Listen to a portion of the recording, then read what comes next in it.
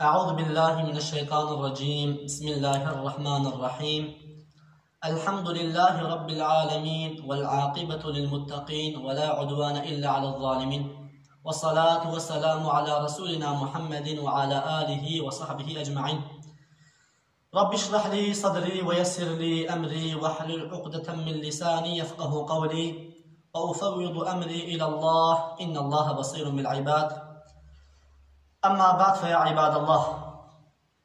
İnşallah Teala abdestin farzlarını bugün söylemeye çalışacağız dilimiz döndüğünce. Biliyorsunuz ki abdestsiz namaz kılmak haramdır. Bir insan abdest almadan kalkıp namaz kılarsa bu insan haram işlemiş olur ve zaten namazı da geçersizdir. Namazı sahih değildir. Abdestin farzları 4 tanesi ayet-i kerimeyle sabittir. Allahu Teala Maide suresinin 6. ayetinde Estaizu billah Ya eyyühellezine amenu izâ kumtum ila salati fagsilû vucuhakum ve eydiyekum ilal marafiqi vamsahu bi ru'usikum ve arjulakum ilal ka'beyn. Bu ayette abdestin 4 tane farzı söylüyor. Allahu Teala bize diyor ki ey iman edenler, namaz kılmak istediğiniz zaman, namaza kalktığınız zaman fagsilû vucuhakum ve eydiyekum ilal marafiqi. Yüzlerinizi yıkayın ve ellerinizi dirseklerinizle beraber yıkayın. Bu iki. Üçüncüsü de diyor وَمْسَحُوا بِرُؤُسِكُمْ başlarınızı mesheden. Dördüncüsü de başlarınızı وَاَرْجُلَكُمْ اِلَى الْكَعْبَيْنِ ve ayaklarınızı da aşık kemikleriyle beraber yıkayın diyor. Bu 4 tanesi ayet-i kerimeyle sabittir. Diğer 2 tanesiyle ise Peygamber Efendimizin sünnetiyle, hadisleriyle sabittir. Ki o da niyettir ve tertiptir. Onları da inşallah söyleyeceğiz. Şimdi abdestin birinci farzı niyettir. Niyeti de Peygamber Efendimiz sallallahu aleyhi ve sellem diyor ki innemel a'malu bin niyati. Ameller ancak ve ancak niyetlere göredir. Yani niyet olmadan amel geçersizdir. Tüm ameller, tüm yapacağımız şeyler illaki bir niyet olacak ki o amel meydana gelsin. O amelin sahih olabilmesi için o niyete bağlıdır. Abdestte de abdestin geçerli olabilmesi için birinci farz niyettir. Niyet nasıl getireceğiz? Niyetin en sağlam şekli nevaitu istibahati fardis salah. Yani namazın farzını helal etmeye niyet ettim. Bu niyeti de tam yüzü yıkamakla beraber bu niyeti söylememiz lazımdır. Tabi söylememiz lazımdır derken kalbimizle geçmesi lazım. Çünkü niyet kalben getirilmesi farzdır, dille söylenmesi sünnettir. Hani insan kalbinde işte tam yüzünü yıkarken ya Rabbi ben işte nevaitu istibahati fardis salah namazın farzını kendime helal etmeye niyet ettim diye kalbinden geçirirse bu geçerlidir. Lakin tam mutmain olsun diye diliyle söylese bu sünnettir. İnsan diliyle söylediği zaman kalbi biraz daha mutmain oluyor.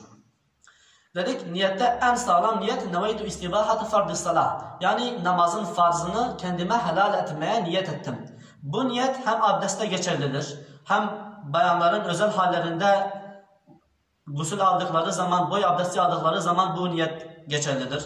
Ya da normal insan boy abdesti aldığı zaman bu niyet geçerlidir. Veya özür sahibi olan bir insan abdest aldığı zaman bu niyet geçerlidir.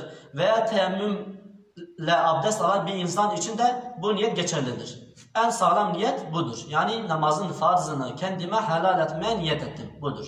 Onun dışında abdest almaya niyet ettim diye niyet de getirilebilir. Veya abdestin farzını eda etmeye niyet ettim de getirilebilir. İkincisi ise abdestin ikinci farzı yüzü yıkamaktır. Yüz neresidir dediğimiz zaman yüz uzunluk olarak çeneden başlıyor, çenenin altından bir de insanın saçının çıktığı yere kadar. Normal insanların saçları nereden çıkıyorsa, nereden yeşeriyorsa oradan çeneye kadar uzunluk olarak orası, genişlik olarak da kulaktan diğer kulağa kadardır.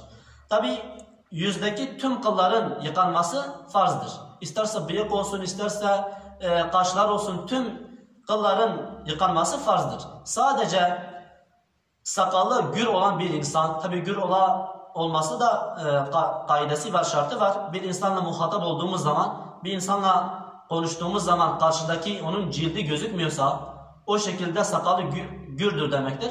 Ama karşıdaki ile konuştuğumuz zaman eğer sakalının altından cildi gözüküyorsa onun sakalı seyrek denilir. O gür sakal değildir. onun sakalıyla beraber içindeki, altındaki tüm derinin de yıkanması farzdır. Üçüncü farz da elleri, yani kolları dirseklerle beraber yıkamak farzdır. Onun üstündeki kılların falan da ne kadar gür de olsa, o yüze göre, sakala göre gitmiyoruz burada. Ne kadar gür de olsa, seyrek de olsa, insanın kollarının üzerindeki dirseklerle beraber hepsini yıkaması farzdır.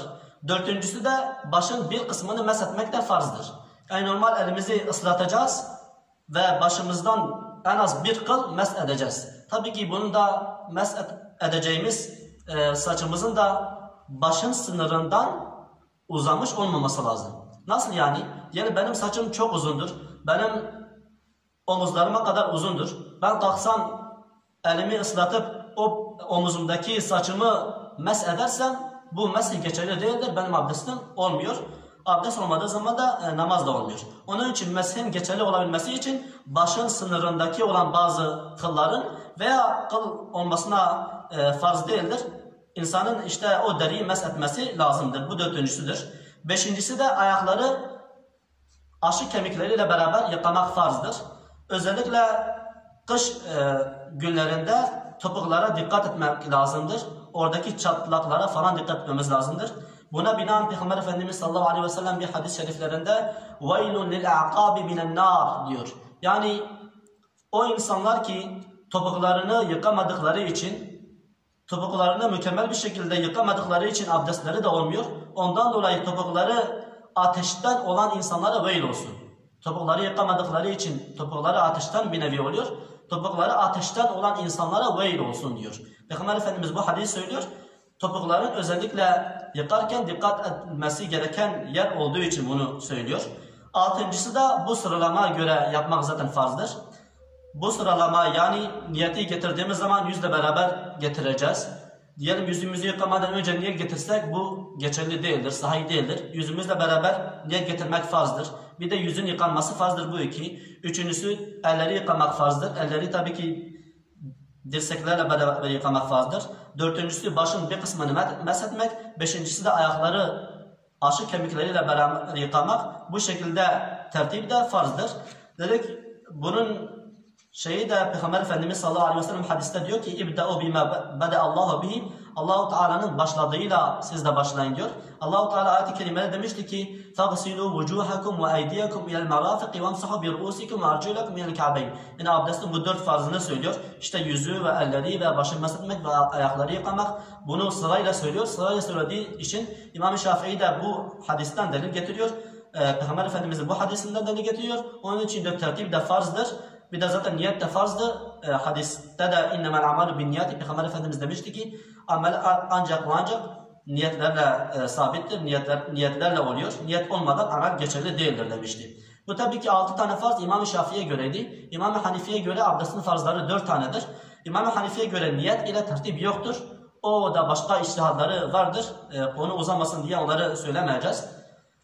Allah-u Teala hakkıyla abdest alabilmeyi ve abdestinde Allah-u Teala'nın rızasını gözeten insanlardan almayı bizlere nasip ve müyesser eylesin. Velhamdülillahi Rabbil alemin. Vesselamu aleyküm ve rahmetullahi ve berekatuhu.